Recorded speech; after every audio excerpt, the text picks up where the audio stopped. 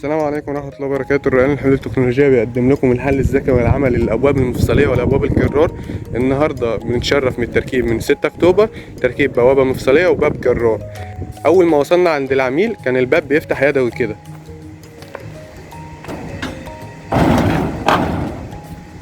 كان العميل بيلاقي صعوبة إن هو ينزل من باب العربية يفتح الباب يدوي زي ما انتم شايفين. والبوابة الجرار كان العميل بيتعب في فتحها كده، كانتش بتقفل لحد الآخر، كان بيتعب في فتحها في الفتح والقفل.